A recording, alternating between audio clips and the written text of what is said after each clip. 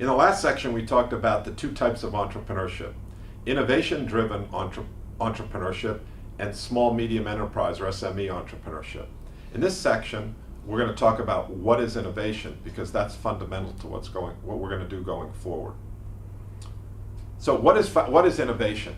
At MIT, we like equations, so we like to define innovation. And this comes from one of my first classes at MIT, from Ed Roberts, the chairman of the Martin Trust Center for MIT Entrepreneurship. And he defined entrepreneurship in a way that I thought was excellent. He said, innovation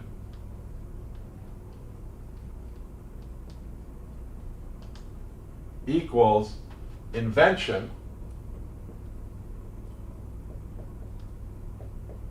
and let me just stop here.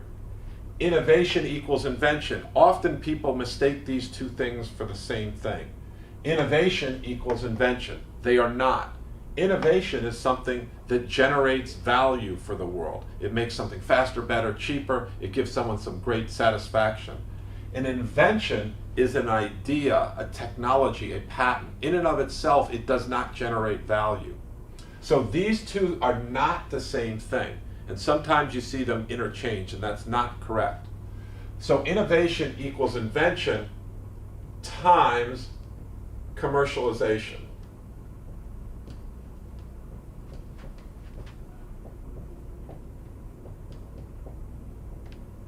So, and when we look at this equation of innovation, something of value, it requires a new idea, and then it requires someone or some organization that is going to commercialize that idea and to make it of value to the world. So it's important to understand that an idea by itself is not valuable. Ideas are cheap. It's the commercialization, when combined with it, that makes them extraordinarily valuable. So while sometimes, when I used to say invention plus commercialization, in fact, it's a product, because if I don't have one, then it's zero, then I have no innovation. If I have no new idea, I can't commercialize anything, therefore it's zero. If I have an invention and no commercialization, I have no innovation as well. So it's actually a product, and we found this very, very helpful to help explain to people what is innovation when we're talking about innovation-driven entrepreneurship. So next I want to talk about what drives this. When we look at the idea, people think that this drives innovation. It's in fact the commercialization aspect of it that's very, very difficult. If you look at the most innovative company in the world today, which I would argue is Apple, the underlying inventions that created Apple, great innovations, starting with the Mac, did not come from themselves. It actually came from Xerox PARC. It was Windows Icon Mouse Pointer.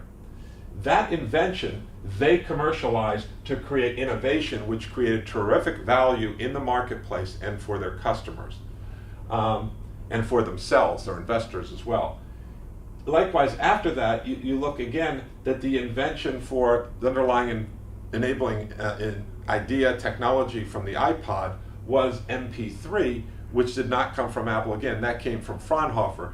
But what Apple was terrific at was commercialization to create innovation, and again, to create great value for their customers and their shareholders.